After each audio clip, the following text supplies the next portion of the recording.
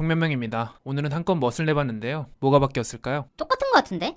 제가 보니까 네, 나비 넥타이입니다. 뭐야 말도 안 했는데. 그리고 그건 맨날 차고 나왔던 거잖아요. 다릅니다. 이건 3만 원을 내면 3만 5천 원을 돌려받는 옥션에서 산 겁니다. 엥? 3만원 내는데 5천원을 왜 얹어줘? 사기 아니에요? 야, 너 옥션 스마일클럽 몰라? 3만원 내고 가입하면 3만 5천 원으로 돌려주잖아. 더불어 또 다른 혜택들로는 옥션에서 스마일 클럽 검색 후 확인해보세요. 아씨 이거 광고예요? 바빠 죽겠는데 킹받게. 광고지만 좋은 의미가 있어서요. 아래 링크를 통해 스마일 클럽에 가입하시고 상품을 구매하시면 구매 적립금의 2배를 투병 중인 소방관분들께 기부한다고 합니다. 헐, 아쉽다. 어제 이미 가입하고 샀는데. 아쉬우면 사비로 기부하면 되지. 어디 보자. 오빠 지갑에 아씨, 언제 가져갔냐? 빨리 내놔라. 경기도의 21살 대학생 여자입니다. 때는 9년 전 제가 초등학교 5학년 때 등산에 눈을 뜨신 아빠 때문에 저희 가족들은 다들 아빠 따라 등산을 자주 다녔었는데요. 전 죽어도 산은 싫었지만 갈 때마다 용돈을 주셨기에 자본주의의 맛을 깨닫고 따라가곤 했죠. 당시 저희가 탔던 산은 한참 오르다 보면 중간에 끊어진 길이 나오는데 길이 매우 비탈지고 나무들이 우거져 혹시라도 정신없이 내려오거나 올라가면 길을 모를 정도로 헷갈린 구조였습니다.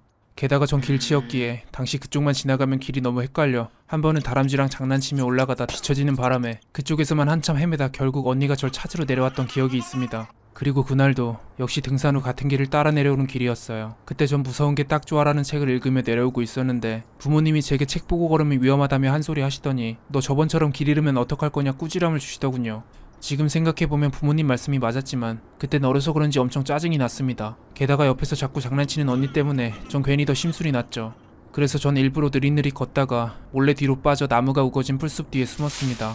절 화나게 한 가족들에게 괜히 복수하고 싶었거든요. 그때 전 꼼꼼히 둘러보지 않으면 찾을 수 없는 위치였는데 한 3분 정도 지났을까 엄마가 제 이름을 부르며 올라오시는 소리가 들렸습니다. 저는 절 찾지 못하는 엄마를 쌤통이라고 생각하며 대답도 안 한 채 킥킥거리며 숨어 있었죠. 결국 엄만 그 길로 쭉 올라가셨고 전 아빠랑 언니는 언제 올라오려나 지켜보는데 간간히 지나가는 다른 사람들과 달리 아빠와 언니는 아무리 시간이 지나도 올라오지 않는 겁니다.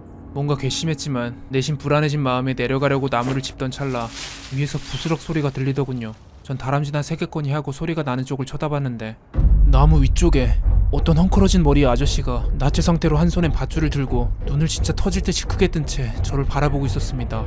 그 눈을 보니 아침이었는데도 소름이 돋고 말 못할 공포감에 휩싸이게 되더군요. 당장이라도 도망가고 싶었지만 몸이 굳어 말을 듣지 않았습니다. 그리고 그때 갑자기 그 아저씨가 씩 소름 돋는 웃음을 짓기 시작했습니다. 입꼬리가 찢어질 듯 최대한 끌어올려오는 인위적인 웃음이었죠. 그 표정을 보자마자 생존 본능이 발동해 곧바로 풀숲을 뛰쳐나갔고 길을 따라 정신없이 허겁지겁 뛰어내려갔습니다. 그런데 엎친 데 덮친 격 내려온 길이 절벽으로 연결되어 있는 겁니다. 안 그래도 터질 것 같던 심장은 진정이 안 되고 다리는 후들거리는데 미치겠더군요. 어쩔 수 없이 다시 올라와 다른 길을 찾는데 저 멀리 그 인간이 알몸인 상태로 따라 내려오는 게 보였습니다. 주변 아줌마들도 빨개 벗고 덜렁이는 그 아저씨 때문에 깜짝 놀라 비명을 지르셨죠. 이에 전 정신이 나갈 듯 기겁하여 무아지경으로 뛰기 시작했습니다. 그렇게 한참 뛰어 내려가는 약수터 쪽이 보였고 그곳에 다행히 아빠와 언니가 있어 엉엉 울며 달려가 자초지종을 설명했습니다. 얼마 뒤 아빠의 신고로 경찰이 찾아왔고 전 당시 상황을 말씀드렸죠. 전 그 이후 그때의 트라우마 때문인지 산 자체를 올라가지 못했고 아빠 역시 등산 얘기를 일절 꺼내시지 않았습니다. 그렇게 8년이 흘러 제가 20살이 되었을 때 제가 성인이 되어서인지 아빠께서 그제서야 그 남자 이야기를 해주시더군요. 사건 당시 아빠는 진술을 위해 경찰서에 갔었는데 잡힌 그 남자의 정체를 알아보니 성범죄 전과가 있는 정신질환자였다는 겁니다. 만약 제가 그때 그 자리에 계속 가만히 있었다면 전 어떻게 되었을까요? 먹잇감을 발견한 듯한 그 웃음이 그제야 이해가 되더군요. 9년이 지났지만 그때 그 소름 돋는 두 눈만 생각하면 아직도 오금이 저립니다.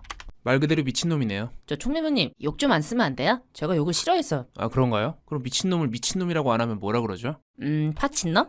진짜 욕 나오네. 야, 욕하지 말라고. 뭐 근데 모리씨 말이 틀린 건 아니죠. 욕은 안 쓰는 게 좋긴 하니까. 그럼 우리 벌칙 걸어요. 지금부터 욕 쓰면 벌금 10,000원 내기. 좋아, 난 10,000원 그냥 벌겠네. 깜짝아. 욕 잘 쓰시네요. 10,000원입니다. 이건 아니죠. 놀란 건데. 저 위선자 뭘 또 아니래. 그럼 오늘은 여기까지입니다.